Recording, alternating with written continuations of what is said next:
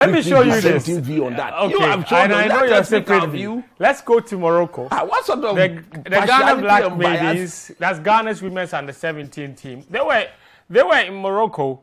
They beat Morocco, and this was the last round of qualifying for the under-17 Women's World Cup to be hosted by India. Okay, Ghana won the first leg 2-0 in Accra last week. 2 weeks ago, and they were now going to Morocco to try and protect that lead. The winner of the 2 legs would qualify to the competition. Ghana had made it to every single one of those FIFA under-17 Women's World Cup since the inaugural edition back in 2008 or something like that. All right? They go to Morocco.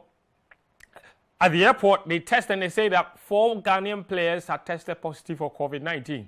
And the 4 players were the goalkeeper and 3 defenders. So the entire back line was taken out by COVID tests.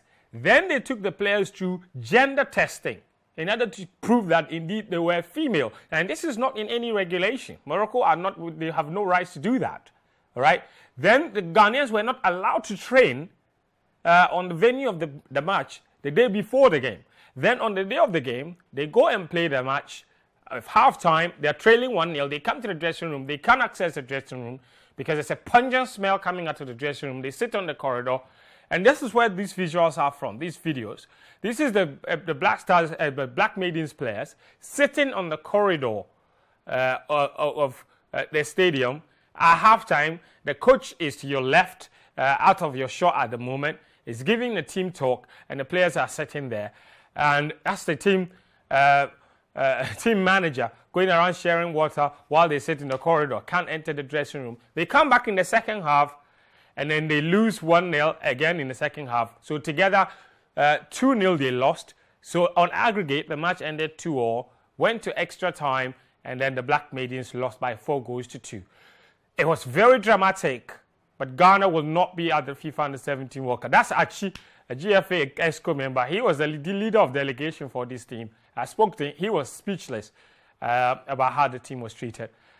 Daniel, I'm sure you were following the conversation on the timeline. The game wasn't even streamed live, so we didn't even get to watch the game. But everything that happened, as shocking as it was, you have to say it wasn't surprising. And that's why it's disgraceful.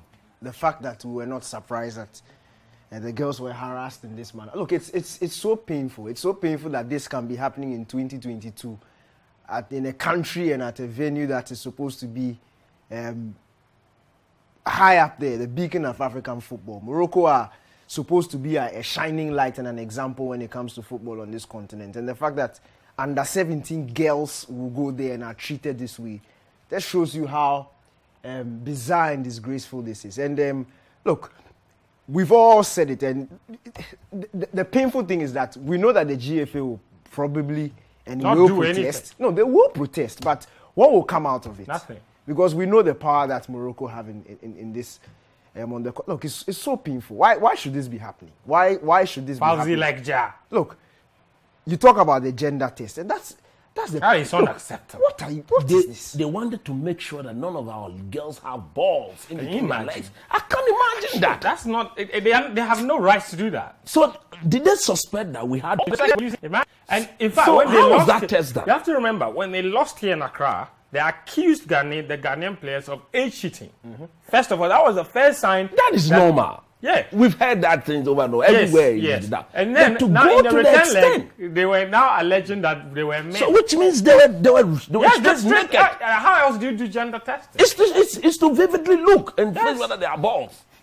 Look, I'm telling you honestly, it's unacceptable. If you see, this is one thing that makes me regret the absence of Akwesi Nyantechi at the CAF level. Yeah, if he was there, this wouldn't happen.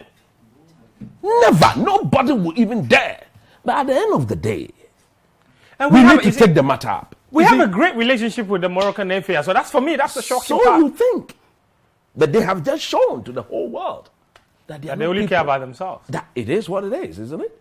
Every means possible they will use to qualify is what they have done. Look, when I saw the thing on Twitter, I said, what is this? Are we serious? These are teenagers. There's one video, there's one highlight of the game that has surfaced. And the highlight had a Ghanaian player charging down the other side, and a Moroccan defender comes across and sweeps her off her feet, and the referee waves play on. Because if...